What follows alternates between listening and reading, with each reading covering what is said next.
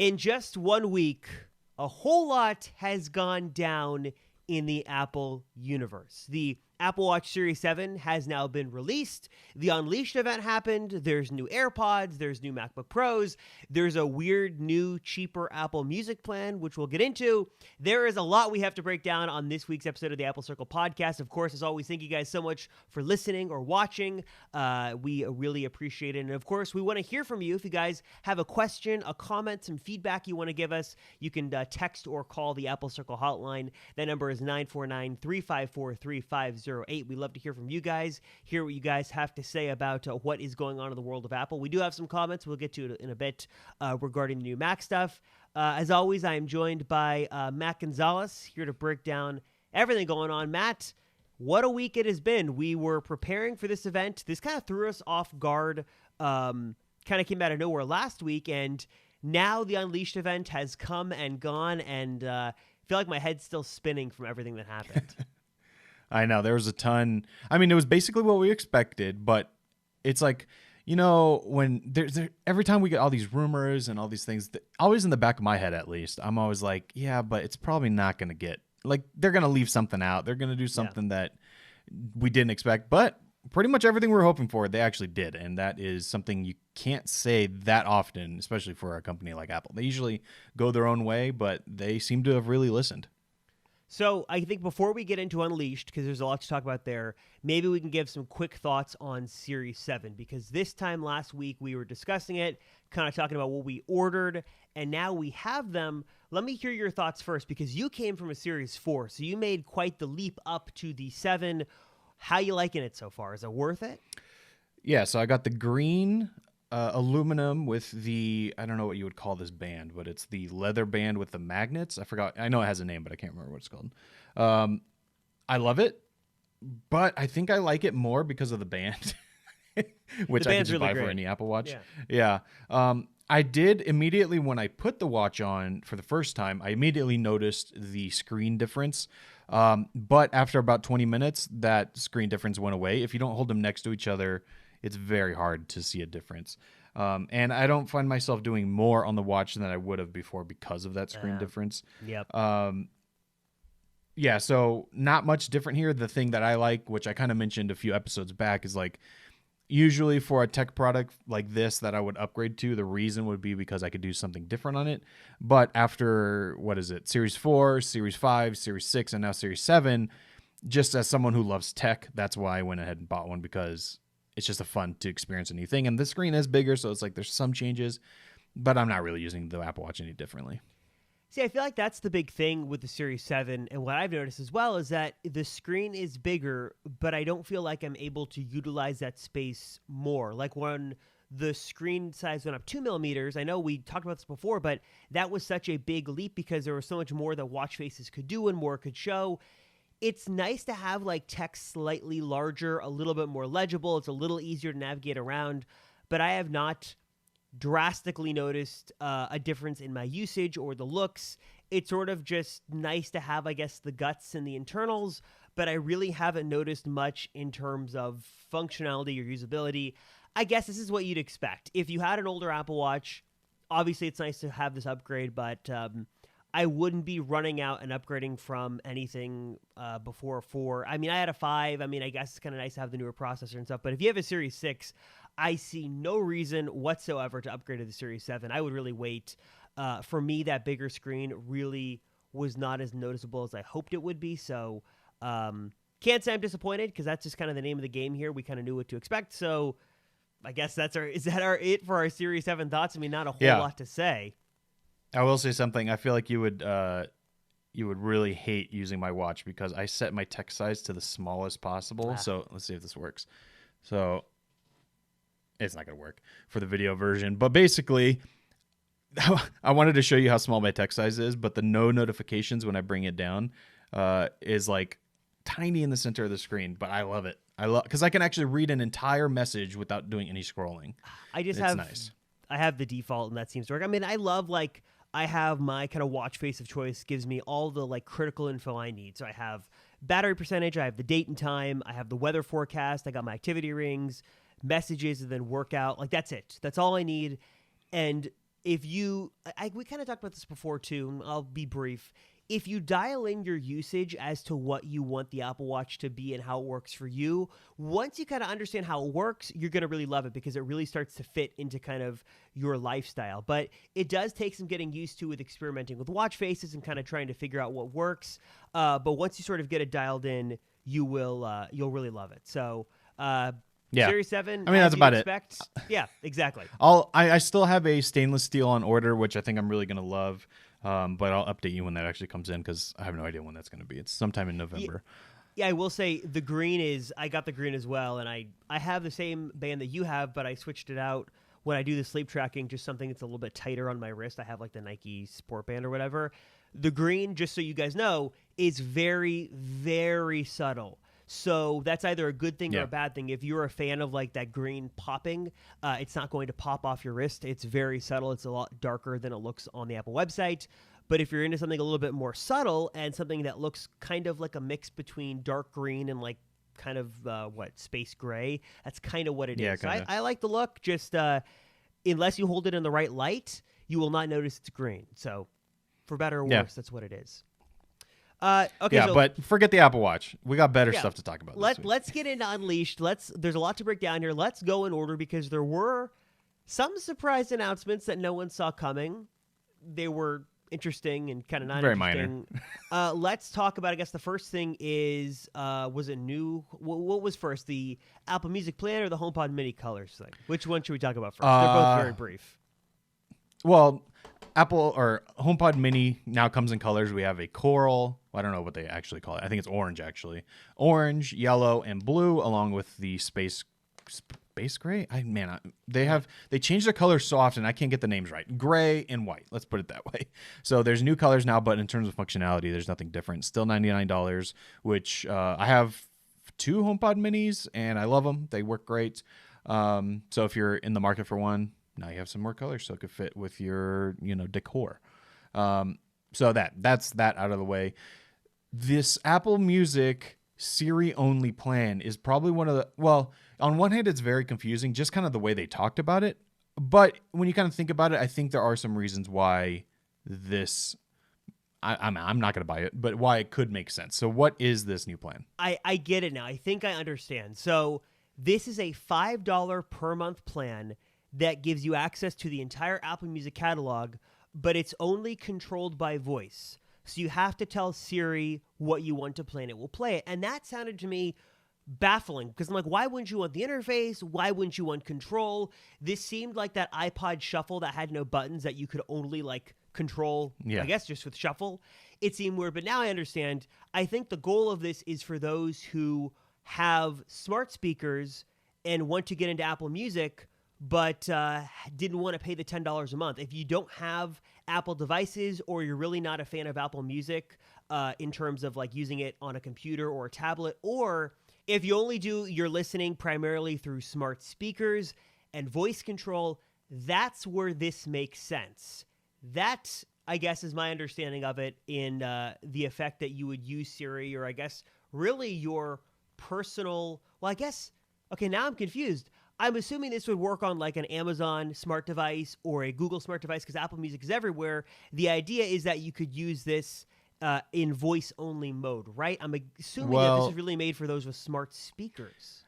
Well, I say yes, it's for smart speakers, but they said it's a Siri thing. So I don't think you'd be able to. HomePod? Although, yeah, HomePod, and also what they announced at WWDC is that now third-party speakers will be able to integrate Siri, much like how Google Home and Amazon Alexa have done the same thing. So I think, I'm trying to think of who it was, but I saw some company a little while ago, a few weeks ago, announced that they were going to be releasing a speaker with Siri built in.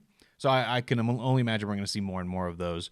And that's where this really makes a lot of sense. And the way that I kind of look at it, they phrased it interestingly at the event because it made it sound like you're going to use this just with your voice, like on your iPhone and on your iPad, which sure, it's probably going to be possible. I don't even know what that interface would look like when like you open Apple Music. Does it just like prompt a Siri thing? Like you can just play? I don't know how that works. But the way I think about it is like, say you have an Amazon Alexa or even a Google Home for that matter. I guess they call it Nest now, but you know what I mean. I would never buy Amazon Prime just for music. I would never buy Google Music or YouTube Music. Well, personally, at least. I know some people do, but I would never buy those plans because for me, Apple Music is better and Spotify is better. Those are the best options if you want an overall music experience. But my Amazon Alexa is going to just work better with Prime because it's integrated, it's made by the same company. So I could see myself buying it because of the smart speaker situation. Now, the question is, though, is it worth it for the HomePod? Like, is anyone actually going to do that? Because, I mean, if you bought the HomePod, you're probably already an Apple Music subscriber. And if you're not, then, like, you're sorely disappointed when you take that thing out of the box and you have to AirPlay everything that you want to listen to. There's definitely a convenience play here, like especially if you want to gift someone a HomePod Mini. Like that's a very popular holiday gift. It's like $100. You can even find better sales on them. It would make sense just to be like, you know what? Instead of having to do the whole song and dance of AirPlay, or I guess Spotify support is there, but you have to kind of jump through hoops. You have to AirPlay it. I don't know if it's actually, Let's just gift someone Apple Music. And I think that at this price, it makes a whole lot more sense for $5 a month. And again, I think that's the other component here is there's a price thing. Apple Music is kind of expensive at $10 a month. $5 makes it a lot more affordable for many people, and especially if you're just using it primarily through like a HomePod or HomePod Mini, then this does make sense. Very weird and out of left field, but it's there, I guess. This is just reminds me of one of the Apple products that no one really asked for that they're making, like Apple Card. You now have the cleaning cloth. You've got this weird Siri-only plan. I'm sure people are going to love it, but to me, it just doesn't really make a whole lot of sense. But I remember you said, maybe you can remember it, but you said that you saw some article from somewhere that Apple's really trying to push to compete against Google and Amazon with these smart devices. Yes. So if that's the case, this is kind of a necessary thing for that. Yeah, there was some article, I forgot who it was from a couple of weeks ago, that they were hiring some like top-level executives to really try to position HomePod to really better compete in sort of the smart speaker, smart home space in the next few years. Obviously, they kind of have been off to a bit of a bumpy start with HomePod. HomePod Mini has kind of been a lot better because the price has been lower. Yeah. But we'll see kind of in the next few years if Apple really wants to make this push. I think one of the ways in which they want to do that, and one of the ways they can be successful, is by offering a lower price tier for music. $5 is a lot more compelling than 10. Yeah, and just for Apple to steal this idea, which I'm sure they've thought of, if you want the HomePod to really take off, you have to do exactly what Google and Amazon did. You basically have to give them away for no money. So you buy an iPhone, you get a HomePod. You buy a Mac, you get a HomePod. Even if it's like $15, like so you make a little, like you pay for the hardware itself, and then you kind of break even. That's how it took off. I mean, we all remember those holiday seasons where you'd walk into Best Buy or Target or literally any store that sells some sort of electronic, and you could buy anything and you'd get like a free HomePod or a free Echo or a free Google Home with it.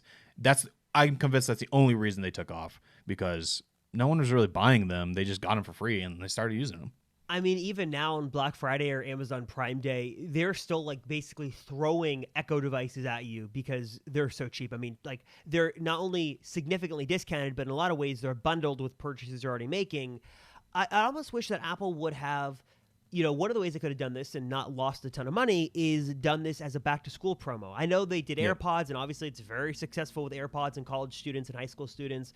But if they had bundled in a HomePod Mini, either as a different choice or for free, that might have been a nice way to push some units and get some more active users actually using it, because I think a lot of people, when they see the price, $100 is a little steep.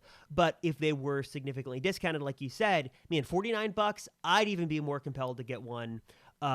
Or again, just kind of bundle it in with an iPhone or a Mac. But kind of as it stands, kind of at its full price, it's a little bit limiting. Especially that was the case with the original HomePod, as we all know. Oh, definitely. Like $350 or whatever it was, $400. It was expensive.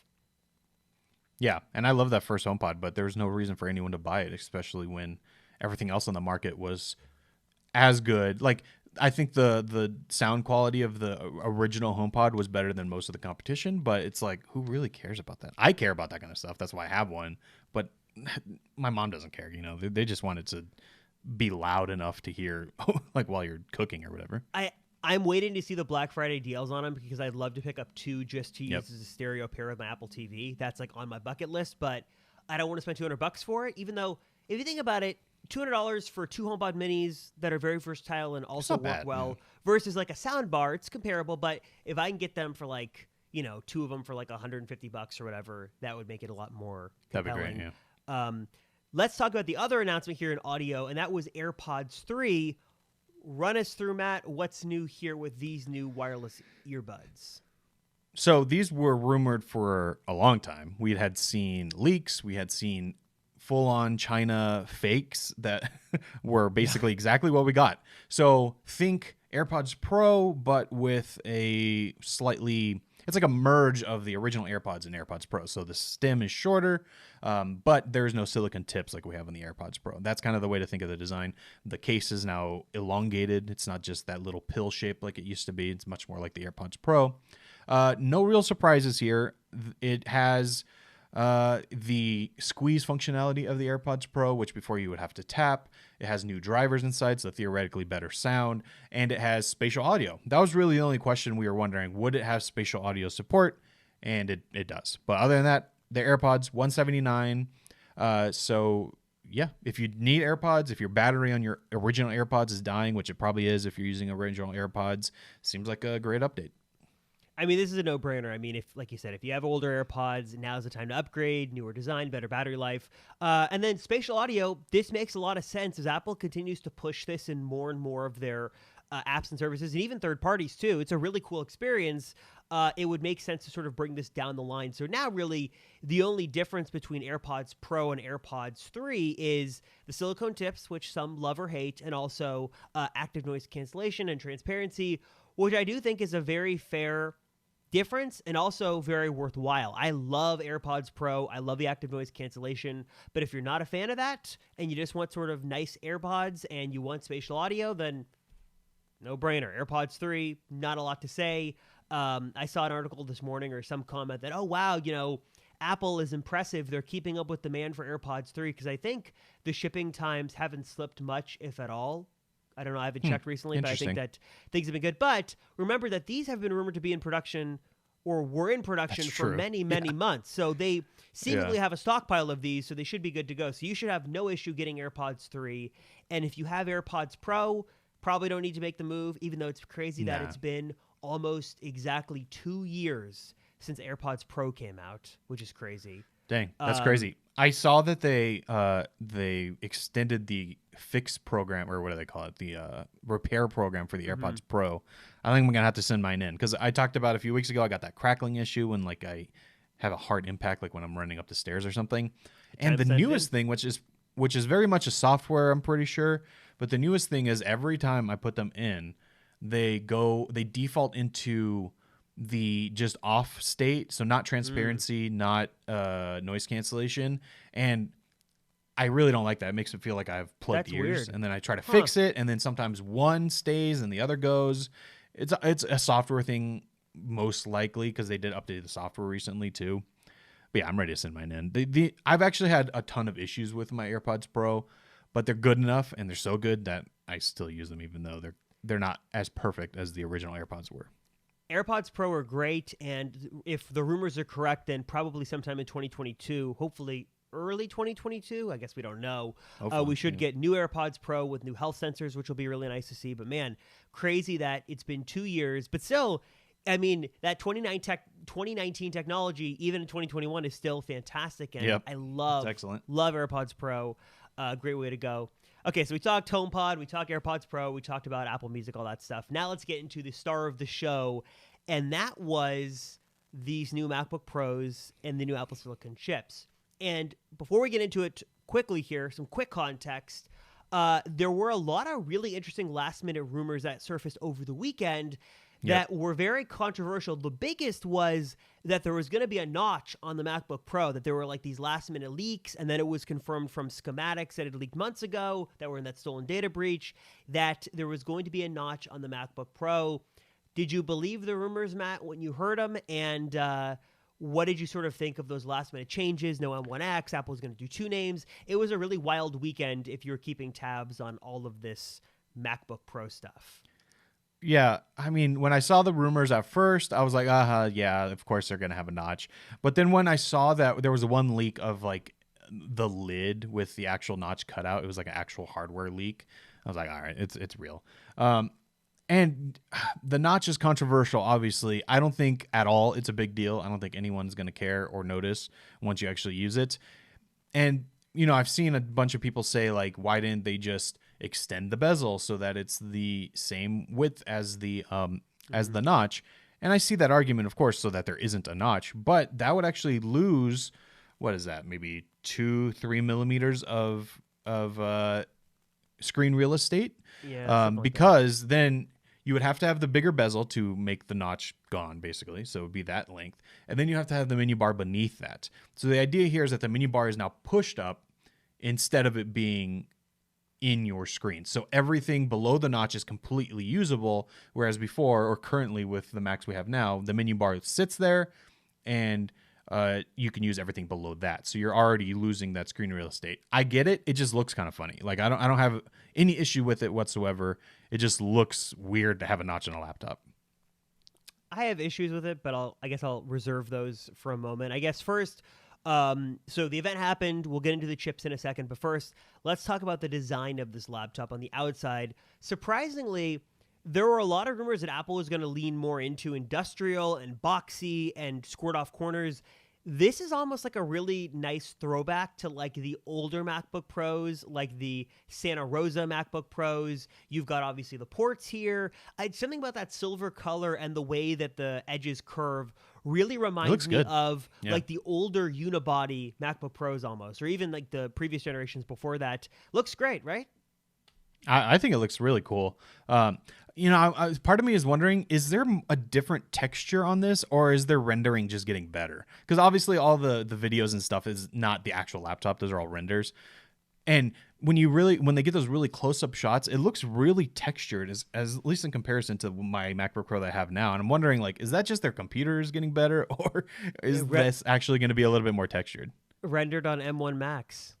Exactly. So you can see every pore, every fine detail of the anodized aluminum. But yeah, I think it looks great. The black keyboard, obviously the ports, all that stuff.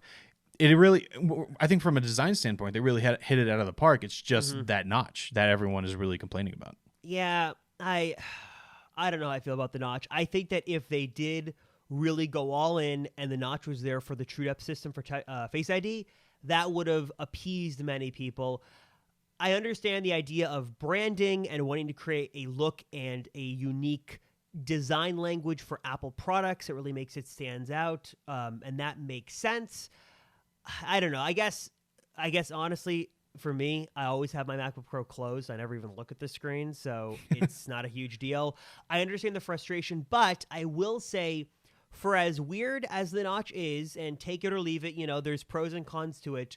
What you do get underneath that is a really nice display. You now have a mini LED ProMotion display. So I guess the theme here, as we'll get into this more, is Apple sort of fixed all the problems and also just sort of raised the bar even more, kind of checking off every box. So again, I guess to recap, two models here, 14-inch and 16-inch.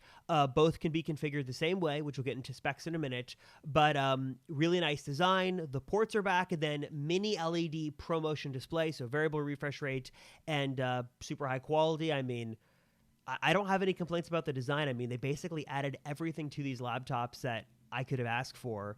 The rumors were all true. Besides the notch, which is like the only like little controversial thing here, I don't find anything else to complain about. Everything here is basically perfect. Yeah, no, it's about as good as it can get. Apple, I feel like they just have to throw something in there that like can get a little controversial. But I really think at the end of the day, the notch is not going to be a big deal at all. Actually, we'll just mention here, someone mentioned in our hotline, which you should text or call. They had a whole bunch of replies to this event and stuff, but one that kind of goes along with the notch, and it's kind of, I guess, interesting to discuss whether or not we think people will care about this or not. Is he said huge miss with the notch, so sad the processor and port situation got better, but then it has that huge notch basically. Yeah. That's a basic idea here. I don't think it's going to matter at all to the sales or anything like that, because everything else is so much better. I mean, if you're just on Twitter during this announcement, it was pretty much a consensus. Literally every person is buying one who's like a creator or who is in the field of pro. Let's put that in quotations. But like someone who does work with their laptop, almost every single person that you can think of bought one of these laptops. And that's just because it fixed all the issues everyone was complaining about. The Twitter vortex is such a fascinating and weird place to be, because I almost wish that I wasn't in that sphere and I never was on Twitter and I just could look at things and hear other objective opinions. But man, if you are in the tech space and you follow like tech creators and sort of you're in that community, it is a very interesting place to be, because everybody is always jumping on bandwagons. They're always buying a lot of stuff. Yeah. I mean, it is a very easy way to get sucked down the rabbit hole and spend a lot of money. So, but like you said, yeah, everybody's buying them. Everybody's maxing them out to the gills. But if you are a creator and you are a MacBook Pro customer and you have been waiting, then this does fix a lot of the issues. And I do think that despite the notch's not so great appearance, it's probably going to make its way to other Apple portables. At least that's what we're hearing, is that maybe the new MacBook Air will have it. And also it does make it easier for the next iteration to add Face ID. The notch is already there. That's true. Just pop in that TrueDepth system and you're good to go. Face ID, and now all your problems have been solved. And you know what? I think a reason why that might be the case, or at least it's possible, is because the notch is huge. Like the only thing in there is I guess there might be the like I'm forgetting all my Apple monikers now. The True Tone display sensors, the ambient light sensors. Right. I'm sure those are all in the notch as well. But I mean, there's plenty of space there to add a TrueDepth sensor and add Face ID. So I can easily see that happening in the future, especially once they miniaturize all the components, which apparently they're doing again for the next generation of the iPhone. Once those are even smaller, maybe it'll finally be able to fit into that lid of the laptop, which is kind of the argument against Face ID right now, is that the laptop lid is just too thin for it. Although they did add mini LED, and I believe the lid is now thicker because of that. So maybe they'll be able to have space for that. Yeah, I agree. It would be cool if Face ID was there, but I don't think it's a big deal. Also, one interesting thing, though, is that when you go into full screen mode on these Macs, it actually doesn't go all the way beyond the notch. So it stops at the notch, and the notch is black after that. So it very much seems like this was a way to incorporate the camera in the normal place that we're used to without having to, and still have those thin bezels all around. Because I think it was Marquez who said this, and pointed it out, but like if we look at some of the Xiaomi, or maybe it was it's actually the Huawei notebooks, the MateBook X or whatever it's called, they had it in the little key in the keyboard, so it popped up the camera because they had super thin bezels. There's Dell laptops, I know, like XPS, for instance, has, or at least some of the Dell laptops, I'm not exactly sure which model, but they have it in the bottom of the bezel, which works, but it's also an interesting location because you're like really looking down. And then like there's a Asus ZenBook that like has a reverse notch that goes up instead, which looks way more weird than having a notch in the screen. So it's like the solution of have the thin bezels that a lot of people are really clamoring for. Well, the camera's got to go somewhere, and if they're going to make this design choice, hopefully in the future we can really benefit from that by having Face ID. And according to Twitter, and according, I guess, to a alleged Apple employee, one of the questions was, when you take your cursor across the screen, does it go through the notch or does it go under the notch? And according to that Apple employee, it goes under the notch. So the notch is not usable screen real estate. Everything is just sort of working around it. So that'll answer that question if you had it. Well, and then the other thing, which we'll know on Tuesday because that's when these are shipping. But the other question is, can you do a full blackout of the menu bar? So it like looks like it's one bar at the top. I'm going to say no because they didn't show that one time. But because this is, let's talk about the display a little bit more. This is a mini LED display. And if you've used the iPad Pro 12.9 with the mini LED display, or if you've used the Pro Display XDR, which if you have one, eternally jealous. I want one so bad. But when you get to those black sections, they are very black. So I hope that they made the mini LED like, so there's a bunch of LEDs in the background, right? That's what mini LED is. I hope they made the line at that notch point so that if you do have it in full screen or if you do have it turned off, like everything above that is like completely black because the mini LEDs are just turned off. Does that make sense? Yeah, I wonder in dark mode if that's kind of how it's like defaulted. Like in dark mode, it just kind of blacks that out. Also, I guess sort of the benefit of Mac OS over iPad OS and iOS is that developers have free reign. So I guarantee you, like day 2, there's going to be a little utility that you can get for 99 cents that'll just black that out of the top, and you're good to go. So that'll be cool. Like we said, ports are back. So HDMI, great. SD card slot, Thunderbolt, headphone jack, and then surprisingly, MagSafe is back, and it basically looks like it never left. Well, actually, that's okay. So I'm confusing. There were different iterations of MagSafe.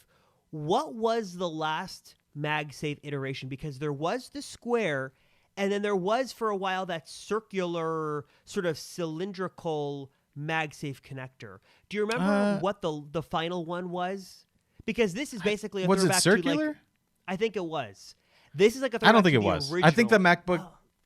I think the MacBook Air, which is what you're thinking of. So they had MagSafe, which is, I think it was introduced on the the Santa Rosa MacBook. No. That one still had a plug. I'm trying to decide which one it was introduced on. All I know is that my 2006 MacBook, the black one with the Core 2 Duo, I know that one had MagSafe. That wasn't one of the best features of it. That was kind of the very squared off one. And then when they released the unibody MacBooks, then I think they went a little thinner, a little bit more rectangular. And then I remember when they did the MacBook Air, the refresh of the MacBook Air, they did a really thin one. And people complained about that because it wasn't as secure and it would always detach. And it just wasn't as good as the original iteration. Yeah, it was an L shape. L? Yeah, I'm looking at the pictures now. Let me see if I can pull this up. For all those watching the video version, let me pull up a picture if I can find one. I don't remember. I think this was MacBook Pro, but it looked like this. Remember this one that was kind of wedge-shaped? Oh, gotcha. I thought you meant the actual plugs. I was like, I don't think they were ever circular for the actual plugs. But I see what you're saying now, yes. Where it has the right angle so that it can go beyond, like, basically you plug it in and instead of it protruding out of your laptop, it goes behind the laptop and kind of gets the cables out of the way. Right. Yeah, okay, I remember that now. I like that version. This is not that, though. This is the directly in the classic. Yes, exactly. Although it is completely redesigned, so it is very thin, it seems like. And we mentioned this I can't remember if it was the last episode or the one before that, but when we were kind of speculating about this, it is actually kind of what I hoped it would be, where you get the charging brick, which is also new. It's just more powerful now because it supports fast charging on a MacBook, which I never really thought I wanted, but now that it's here, it sounds like a really cool feature. So it has the brick, and on the other end, you can plug in a USB-C cable. You can plug in the MagSafe cable. It's detachable with USB-C, exactly what I was hoping they would do, and you could still charge over that USB-C cable or port, which is now Thunderbolt 4. I mean, like I said at the beginning when we were talking about this, they really did everything we were hoping they would do. Like, typically Apple would be like, well, we have a MagSafe connector, but you have to buy it. It's attached to the box, and then it goes into the wall. If it breaks, you have to pay $120 to get a new one. But no, they didn't do it this time. They did exactly what they should have done. You can use both USB-C or MagSafe. You can replace the cable if it breaks. It's now braided, so hopefully it doesn't break. Like, I mean, they did it all right. I mean, everything is great.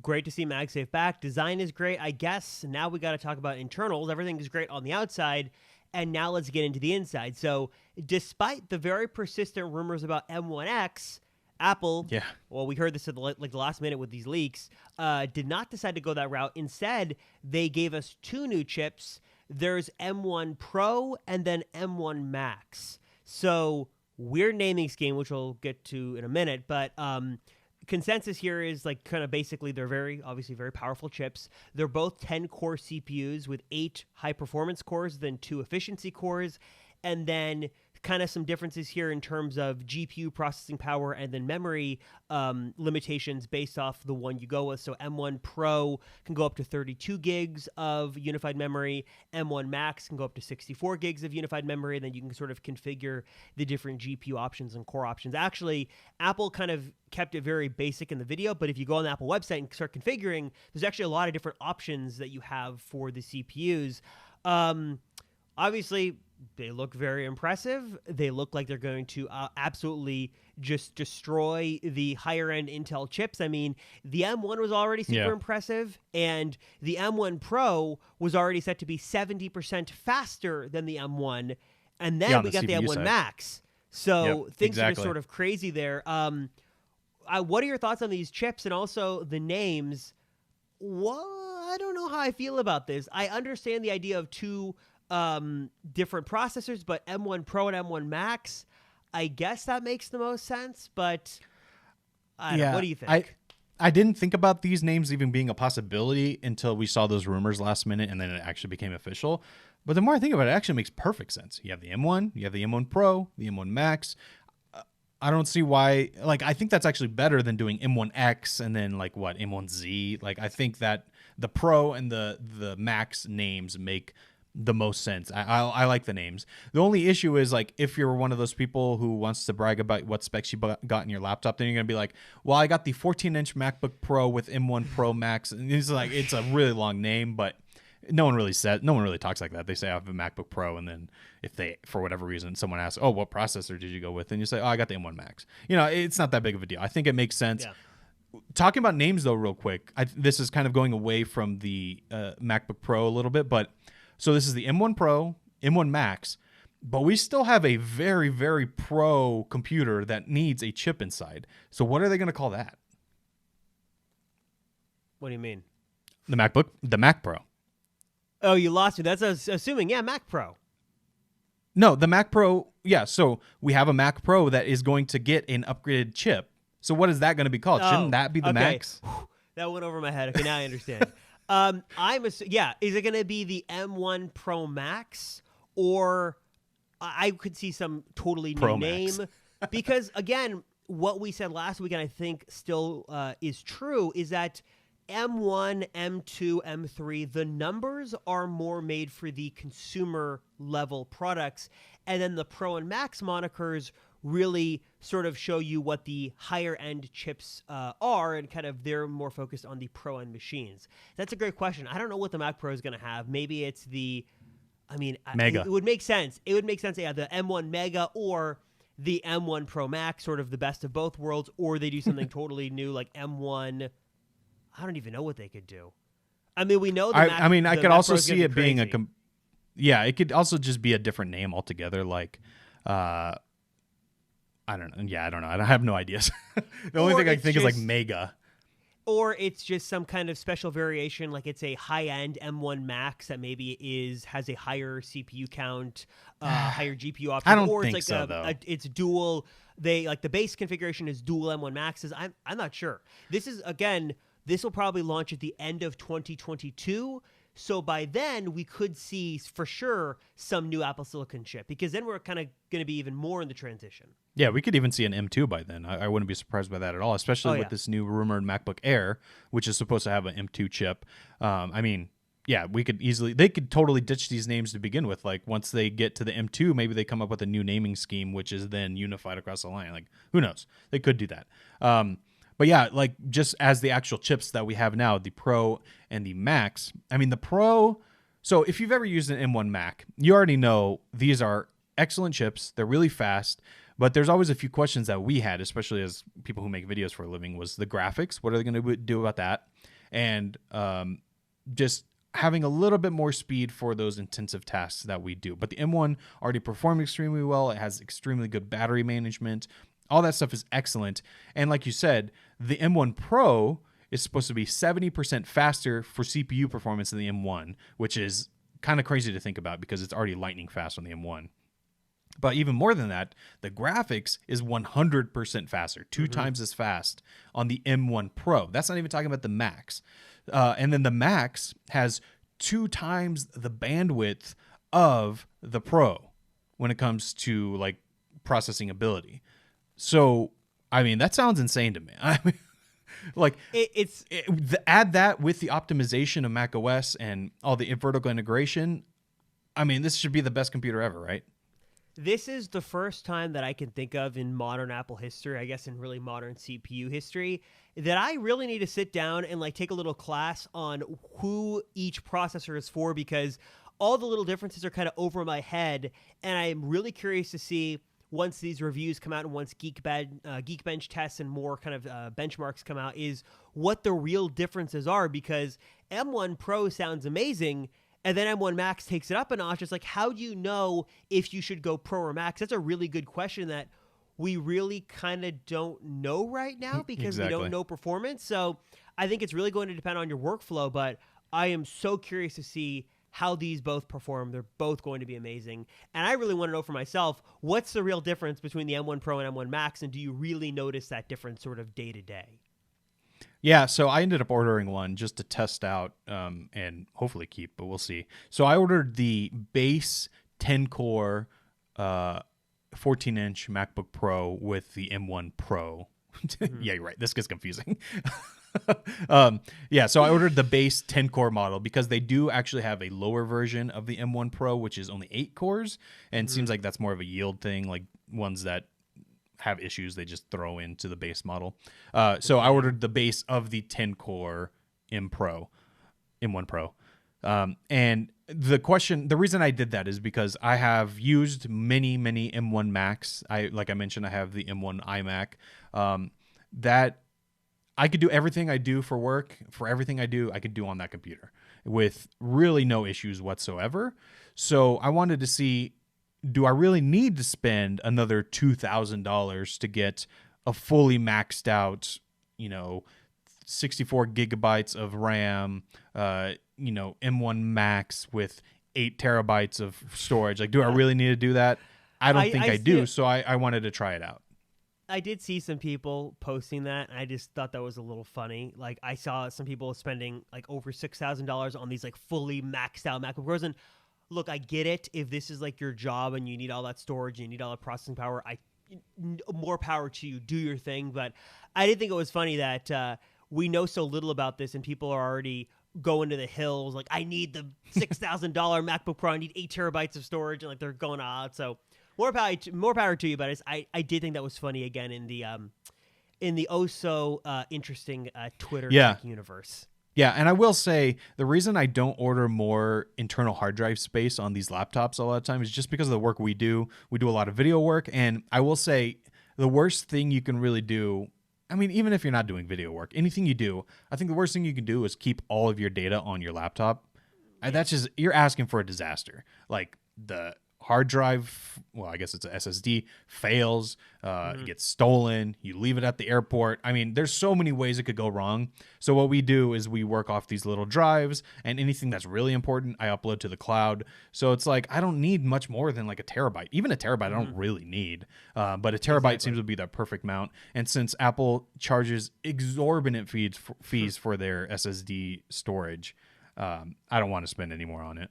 I mean, that same thing for me. I don't need a bunch of storage. We have these big external drives. And also, kind of catch-22 is you can have 4 terabytes of blazing fast storage on your MacBook Pro, but if you drop that thing or something breaks, you're toast, because anything goes wrong with the computer, besides the screen issue, your data might be gone.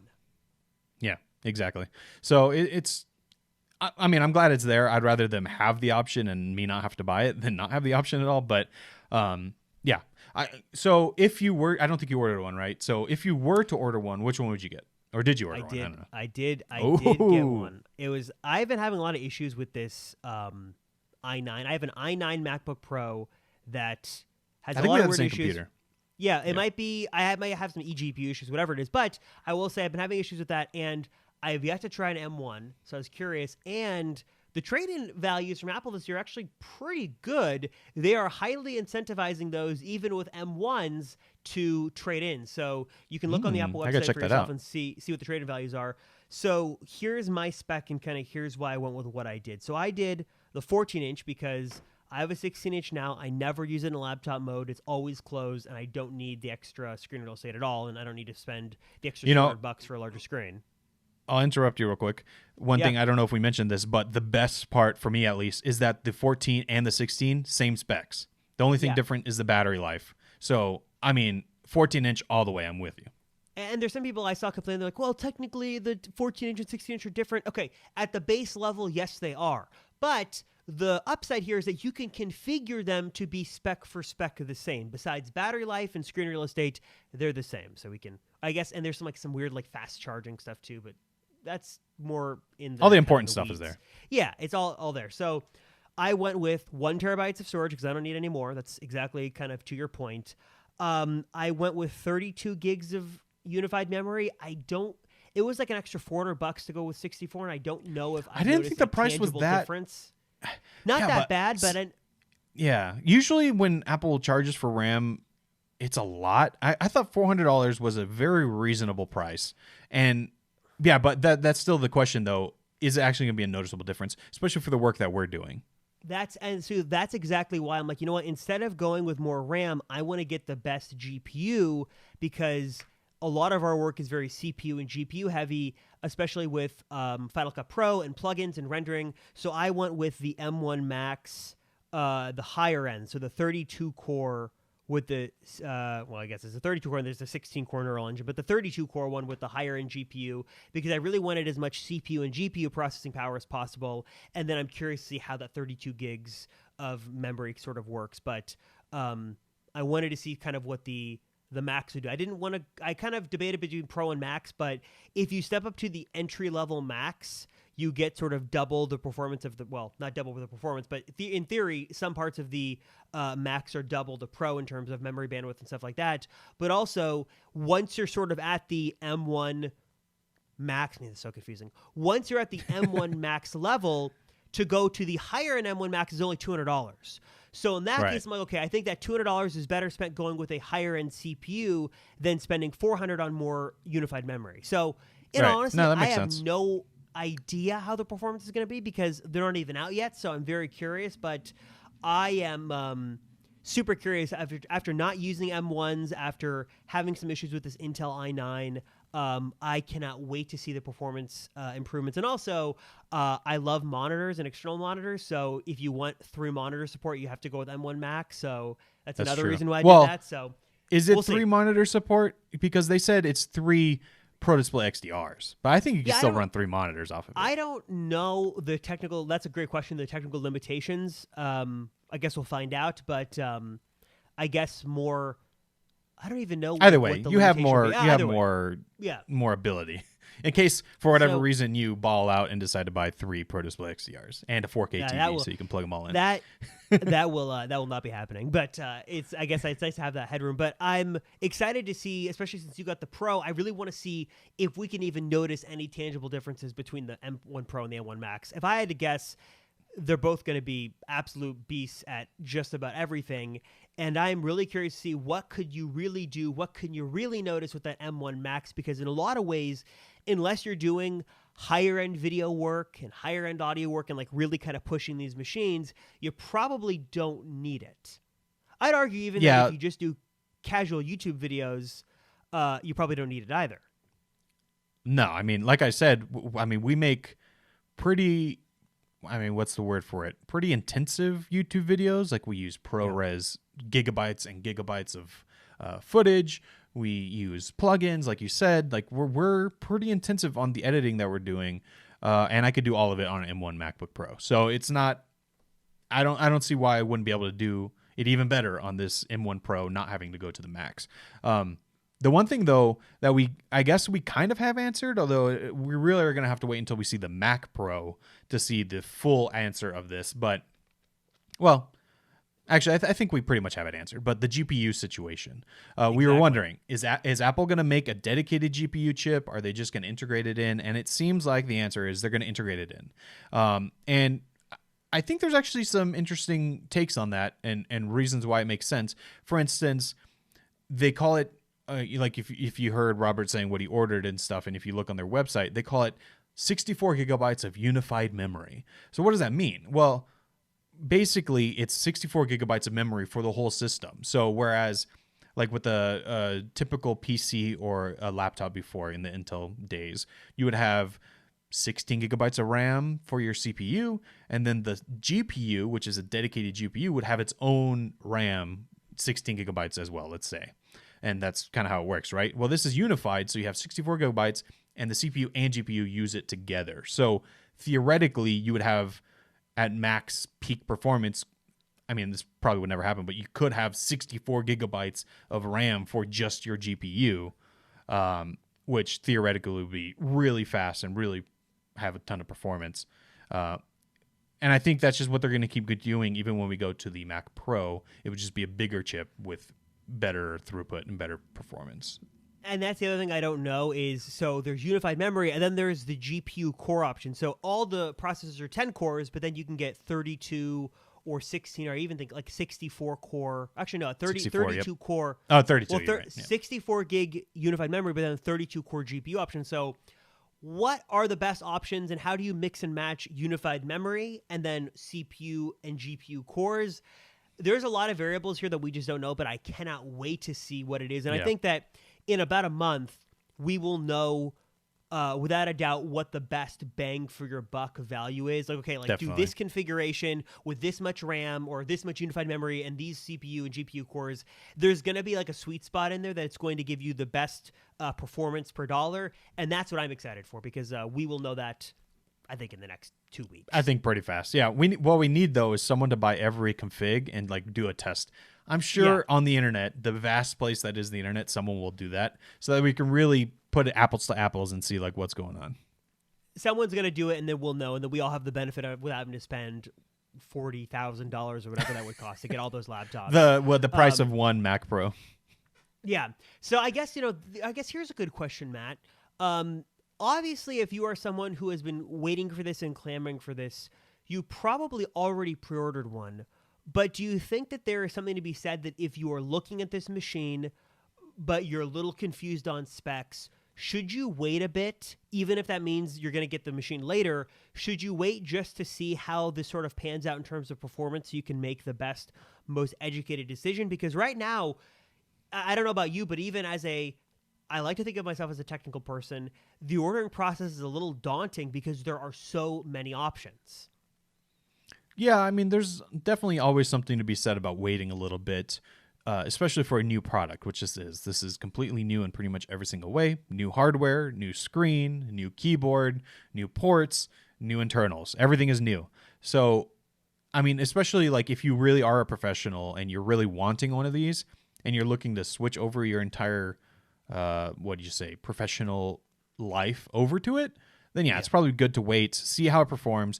I know when I was, again, on the Twitter world here in the bubble, I saw quite a few people saying like, well, they're going to make the same mistake as the 16-inch where it's going to be thermal throttled. Oh, jeez. We got to leave that in. We got to leave that in. Yeah, we got to leave that in. Hold on, let me put this back up. This is just to block some of the sunlight. I thought I was getting attacked here. But where was I? I forgot what I was saying, but about thermal throttling.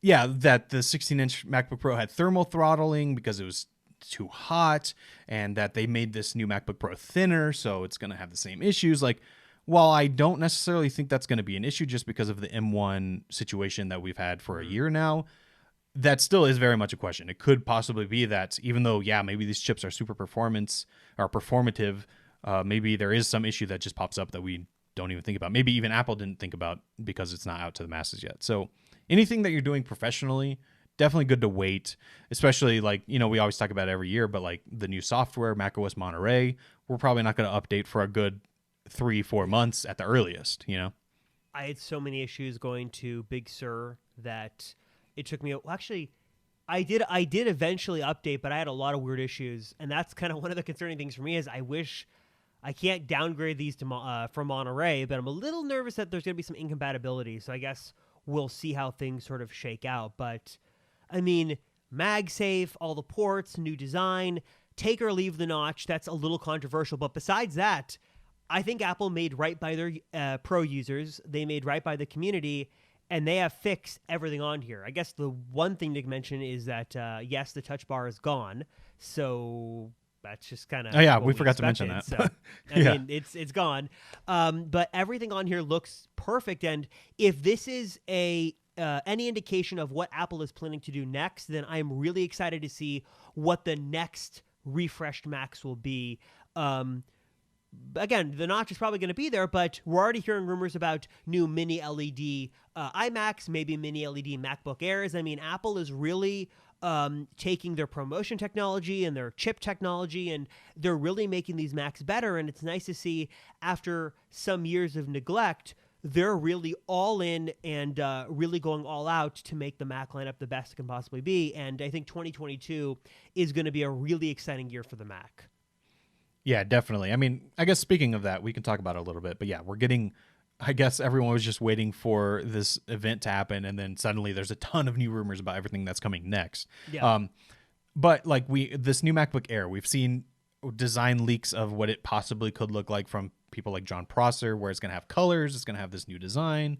Right. Question though, do you think this MacBook Air will have ports, or is it just going to be Thunderbolt like we have now? That's a great question. And I guess if we let Apple explain things themselves, they talked about connectivity in the context of, well, professionals really love having these options. So if the MacBook Air is positioned as a non-pro machine, then I could definitely see this not having ports. I could certainly see a world where Apple just leaves ports on higher-end computers like the iMac Pro, Mac Mini, the Mac Pro. Did I say that? I guess I could definitely see them reserving this as a pro-end feature than not having it on the MacBook Air. But if the only Apple laptops these days are the MacBook Air and the MacBook Pro, then it would also just make sense for convenience sake, and I guess for simplicity's sake, just to put the ports on there as well. So I don't know. That's a really good question. Apple seemed to frame it in the context of pros need the ports and regular people don't. But I don't know.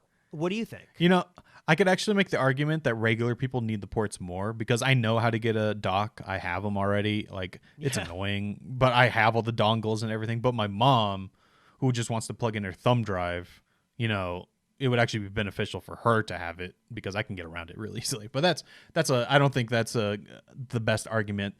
I think it's going to have MagSafe, so that alone is a big upgrade. So you will have MagSafe plus the additional ports, so it's like you're almost gaining a port. That's what I think is going to happen. I do think we're going to see the notch. It seems like it's going to be one of those unifying things across the laptop line. And I'm excited to see colors. And I think it's going to kind of follow... I think it's going to be a mixture between the iMacs and the MacBook Pros. So we're going to get like keyboard and stuff like that, but we're also going to see colors. What was the other one? So we didn't see the Mac Mini, though. I think there's still a question there of whether or not they're going to position the new Mac Mini, whenever that comes out, as a pro device or as a home device.